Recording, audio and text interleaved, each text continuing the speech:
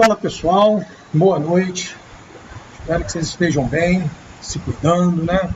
Fazendo aí o distanciamento social, que nesse momento é o que nós temos que fazer, seguindo as orientações aí das autoridades de saúde.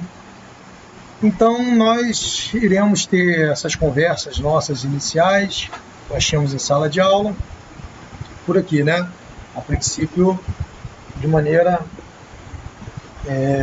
online ou com vídeos gravados, que é o caso desse aqui. E aí, para a gente começar, até para a gente não ficar muito perdido, eu queria voltar um pouquinho, relembrar o que a gente conversou aí nesse início de ano, né, que foi justamente a arte cristã primitiva, que vai desencadear depois o que nós chamamos de arte medieval, né, período medieval. Antes de a gente entrar na arte no período medieval propriamente dito, vamos rever o que foi esse arte paleocristã ou cristã primitiva, né? Então, a gente sabe que após o nascimento de Cristo, né, do Jesus, do Yeshua,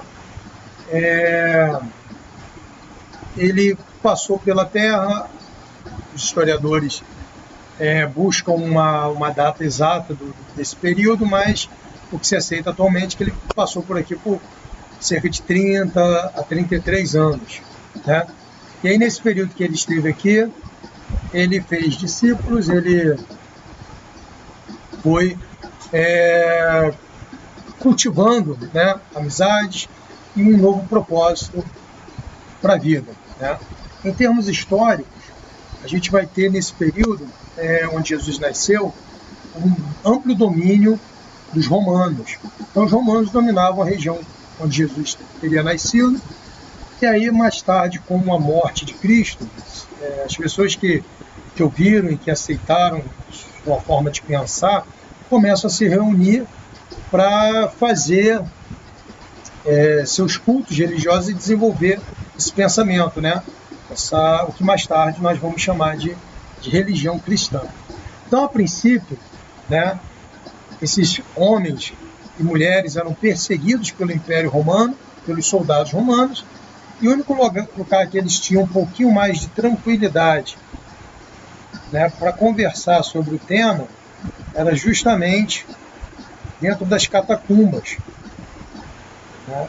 E o que eram as catacumbas? As catacumbas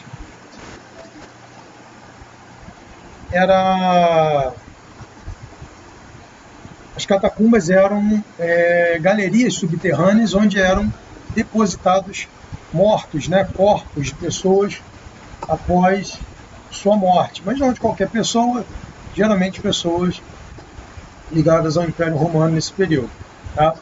Então, como diz aqui, a pintura paleocristã é bastante escassa e totalmente simbólica. Restaram alguns afrescos encontrados nos muros das catacumbas. Seus temas eram sempre baseados no cristianismo, podiam representar orações, figuras humanas e animais, símbolos cristãos e passagens dos evangelhos e cenas típicas da vida religiosa da época, tá? Então nós temos aqui alguns tipos de pintura encontrados em uma dessas catacumbas no Oriente Médio. Notem que todas elas são desenhos até bem simples, que mostra que eram feitos por pessoas simples do povo, tá? Ali, as catacumbas são galerias subterrâneas onde eram enterrados mortos e onde os cristãos puderam manifestar a sua fé, desenhando símbolos referentes à vida de Cristo. Então a gente percebe aqui nas laterais existem espaços para colocar os corpos dessas pessoas, e é ali que os cristãos se reuniam para fazer suas orações e que deixaram registrados para nós seus símbolos.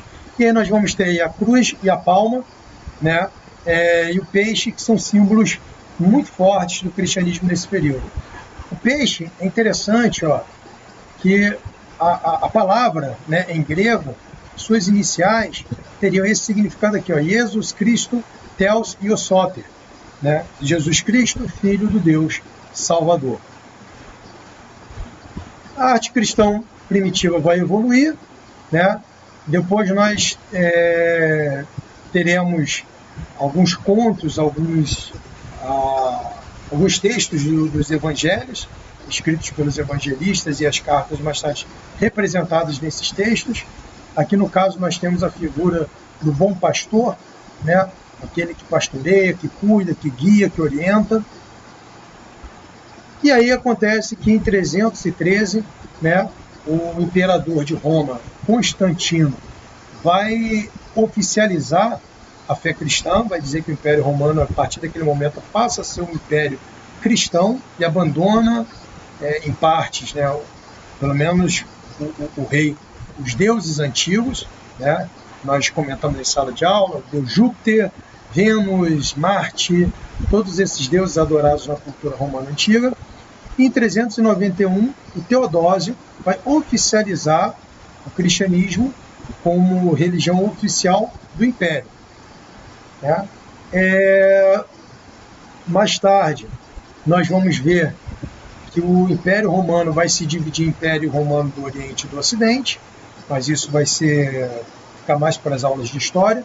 Nós temos aí o Império Romano do Oriente, a capital, que se chamava Bizâncio, por isso nós temos aí o nome bizantino, vai se chamar Constantinopla, em homenagem ao rei Constantino, e a capital do Império Romano do Ocidente vai ser Roma, né? Até hoje é a sede da fé cristã católica. É isso? Aqui nós temos mais ou menos que foi essa divisão do Império Bizantino, mas isso aí também pode ficar para as aulas de história um pouco mais de aprofundamento. Bizâncio hoje, a antiga Constantinopla, se chama Istambul, que é a capital da Turquia. E aí é justamente nessa região que vão surgir os primeiros templos dedicados à fé cristã, né? A princípio, esses templos eles são templos jurídicos e utilizados para outras finalidades e passam a se tornar templos cristãos. Então nós vamos ter o que nós chamamos de arte bizantina, desse primeiro período aí, né? Ou seja, a arte de Bizâncio, que é uma arte que retrata um pouco dessas histórias do cristianismo e já vão incorporar também elementos desse Império Romano, que agora é o Império Romano Cristão. Lembrando que muitas vezes o rei, o imperador romano dentro desse período, junto com o Papa, tinha assim, a visão de divindades, né? Como se eles fossem os enviados, escolhidos por Deus para estar aqui comandando o povo, né? E aí nós temos a primeira figura aí, que são mosaicos. Nós já conversamos, já fizemos atividades sobre isso. Mosaico é aquela técnica antiga, grega, encontramos também no Egito Antigo, mas que vai ganhar muita força durante esse período da Idade Média, o primeiro período da Idade Média, que consiste em você reunir vários fragmentos de pedras preciosas, pedras comuns ou qualquer outro tipo de coisa para formar uma imagem total. É isso? E aí nós temos aí algumas, algumas características como a lei da frontalidade, né? São posturas rígidas, muito pouco realistas, se nós compararmos, por exemplo, como que foi a arte greco-romana, né, anterior. Nós vimos nas aulas do sexto ano, no ano passado, como os gregos, principalmente, seguido dos romanos, conseguiram desenvolver uma estética da beleza e de ultra-realismo dentro das suas esculturas, que vai ser abandonado, em parte, durante o período medieval. No período medieval, começa a se ter a crença de que Deus é responsável por tudo que acontece nas coisas do mundo, e aí nós, seres humanos e os artistas, no caso, seriam apenas instrumentos na mão desse Deus. Então nós não sabemos quem foram, né, os artistas que fizeram essas atividades, esses trabalhos, porque eles não podiam assinar seus nomes dentro desse período. Aqui no caso dessa imagem nós temos ao centro aqui o imperador Constantino, seguido, né, do Papa e de de alguns nobres e alguns soldados também, formando aquela classe dominante dentro do período medieval. Período medieval que nós vamos ter uma duração de 1000 anos, então é um período muito extenso, tá? Nas artes a gente vai ter algumas contradições, porque enquanto o desenho, né, as esculturas são até simples, né, se comparados à arte greco-romana, nós vamos ter construções muito rebuscadas, muito elevadas. Tá? E essas construções que marcam com muita força essa arte no período medieval, nós vamos ter 3 características principais, que são as construções bizantinas, as construções românicas e as construções góticas. Okay? E aí nós temos aí, ó, uma construção bizantina, a igreja de Santa Sofia, né, que fica em Istambul, e diz assim, ó, o bizantino destaca-se pela perfeição. Isto pode ser percebido na arquitetura através da igreja de Santa Sofia, que contém uma cúpula sobre uma planta quadrada composta por arcos, absides e colunas, com capitéis coríntios. Nós já vimos no ano passado que são os capitéis coríntios, aquela forma greco-romana, né, de colunas. E aqui nós temos mais alguns exemplos de construções bizantinas, né? Os mosaicos, como nós já falamos anteriormente, são aquelas composições onde você vai colando pedacinhos de coisas, no caso aqui de pedras, de forma que na junção desses pedacinhos nós temos uma imagem completa. Nós temos à esquerda aqui o detalhe do que é esse painel inteiro, representando aí talvez os 3 reis magos, trazendo presente para o Cristo, né? Nós temos aí os 3 reis magos e a estrela de Davi logo aqui em cima. Notem que os temas dentro desse período são temas puramente voltados para a fé cristã. Mais uma bela representação. É interessante notar que algumas figuras vão aparecer com essa auréola em volta da cabeça. Tá? Geralmente isso acontecia para indicar que essas pessoas eram santas, eram pessoas diferenciadas, separadas da terra. Ok? Então, nós temos aqui uma imagem de Maria com Jesus, menino Jesus no colo. Notem que a imagem é muito desproporcional, né? O tronco é muito alongado, o desenho da criança aqui ele não é tão perfeito assim. A gente não tem ainda, que a gente vai ver depois no Renascimento, o surgimento da perspectiva, nós ainda não tínhamos essa noção de profundidade grande, essa perspectiva forte. Então, os desenhos ficam meio fora de proporção ainda dentro desse período. Tá? As pinturas geralmente eram feitas com têmpera, que é a técnica de você pegar pigmentos naturais e misturar a gema do ovo. Tá? E essa têmpera, geralmente, ela era colocada no gesso ainda úmido, formando os afrescos. Okay?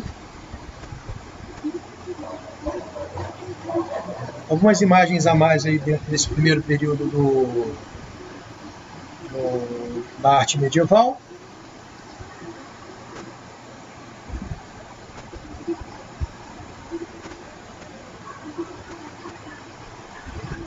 E aí a gente vai passar aqui, a imagem do Bom Pastor, a gente vai passar aqui para a arte no período da Idade Média. Tá? A arte na Idade Média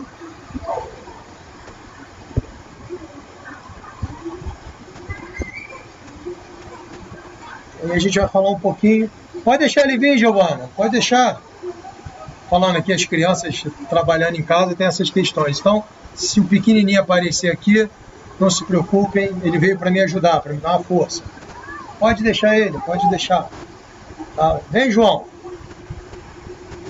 E aqui nós vamos ter mais algumas imagens.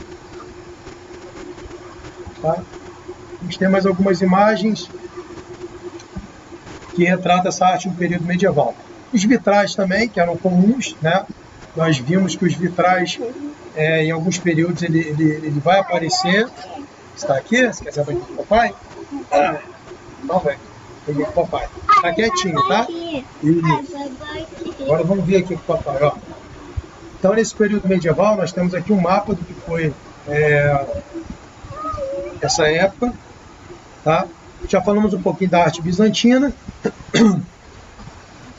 dos mosaicos bizantinos, dos desenhos, pinturas dentro desse período. E aí agora a gente vai falar um pouquinho da pintura, da escultura e da arquitetura. A escultura, basicamente, ela era integrada à arquitetura, né? Se fazia esculturas para enfeitar os prédios, as construções dentro desse período. Okay? E aí nós vamos ter o estilo românico e o estilo gótico, posterior ao estilo bizantino. No estilo românico, nós vamos ter as características gerais, né? Substituição do teto de madeira por abóbadas, que é aquela forma arredondada que nós vimos em sala de aula, grande espessura das paredes, poucas janelas e utilização do arco em cima das colunas. Nós vimos que o arco vai ser importante porque você vai eliminar uma série de colunas, né, que sustentariam o teto para deixar esses espaços mais amplos, formando, né, essa forma mais arqueada. E no estilo gótico, que vai surgir mais tarde, por volta do século XII ao século XV, nós vamos ter o verticalismo, o arco quebrado ou ogival, a abóbada de arcos cruzados e o vitral. Então vamos dar uma olhada nas imagens que a gente consegue compreender melhor. Então aqui nós temos uma igreja românica, uma catedral românica de Abbey, tá? Onde vocês notem, elas têm algumas janelas, mas tem muita parede fechada, as paredes muito grossas, tá? Isso fazia com que as igrejas ficassem muito escuras por dentro, ok? Notem o tamanho, né, dessa igreja e a desproporção em relação às janelas, que são centralizadas e pequenas, ok? Esse aspecto pesado das igrejas românicas, aos poucos vai sendo abandonado, mas a princípio é onde se faziam esses cultos nesse segundo período aí da arte, no período medieval. Note a presença dos arcos dentro das igrejas, que vai ser uma herança dos visigodos, junto com as colunas greco-romanas. Mais tarde, a gente vai ter uma evolução para o estilo gótico. Hoje, quando a gente fala de gótico, nos vem na mente sempre pessoas que se vestem com roupas escuras, né, que gostam de uma certa, como é que se diz? Uma certa morbidez na vida. Né? Só que nesse período era justamente o contrário. O gótico ele vem para trazer luz para dentro dessas catedrais. Tá? A gente vai observar que essas catedrais agora no período gótico elas vão se tornar mais verticais. Né? Notem na primeira imagem que eu coloquei, notem que elas estão bem verticalizadas. Essa verticalização da imagem é uma tentativa de mostrar às pessoas o nosso contato terreno com o mundo divino. Né? Quem já foi aqui à Catedral de Petrópolis, por exemplo, quando você chega de frente à porta de entrada, você tem a impressão, quando olha para o alto, que a torre ela é infinita, ela toca no céu. E era justamente essa ideia, essa impressão a ser passada por esses arquitetos. As suas laterais, as paredes, né, serão substituídas por vitrais. Né? Essa aqui é a Catedral de Notre-Dame em Paris, que foi incendiada há 2 anos, se eu não me engano. Está no processo de recuperação. Notem que sua fachada interna ela já é bem mais iluminada, é muito mais clara. Aqui ó, a ausência de tijolos nas paredes, nos lugares, essas janelas enormes, né, com grandes vitrais. Quem já foi à Catedral de Petrópolis sabe do que eu estou falando, na presença dessas janelas. Quem mora em Teresópolis, a igreja de Santa Teresa, no centro de Teresópolis, não é uma igreja do período gótico, mas tem essa influência gótica nos vitrais. Aliás, nem a Catedral de Petrópolis é uma catedral do período gótico, ela é uma catedral do período romântico brasileiro, por volta foi construída no século, iniciou sua construção, na verdade, no século XIX, e mais com nítidas influências do período gótico. Okay? Aqui nós estamos vendo alguns vitrais, que foi essa técnica de usar chumbo, ferro fundido, né, e vidro para criar essas imagens lindíssimas aí, maravilhosas. Né? E as iluminuras, que nós também falamos no finalzinho do ano passado, se vocês se recordam, que eram os escritos, na verdade as iluminuras eram as ilustrações dos escritos sagrados. Naquela época, durante o período medieval, nós vamos ter o principal livro a ser copiado no período era a Bíblia cristã, né? E essa Bíblia ela era manuscrita, os monges copistas ficavam nos monastérios escrevendo, traduzindo, né, e transcrevendo tudo ali manualmente. E aí, para que ela se tornasse de alguma forma atrativa, quem fosse comprar, e não era barato, né, na verdade poucas pessoas tinham acesso à Bíblia, né, no geral o clero, né, os cristãos do alto clero e os nobres. Então eles enfeitavam geralmente algumas letras, né, de início de frases ou de final de frases com desenhos e ilustravam esses textos para que se tornassem um pouco mais atrativos. Até porque havia muitos nobres que não sabiam ler, né? O analfabetismo nesse período era grande, não havia ainda uma preocupação grande com isso. Isso vai surgir mais tarde, por volta do meado, né, da Idade Média, e vão surgir inclusive as primeiras universidades aí na Inglaterra e no norte da África. Olha aí que bacana, mais alguns exemplos de iluminuras. Notem aqui, ó, ao lado esquerdo da imagem, um frei, um padre, dentro da letra B, ok?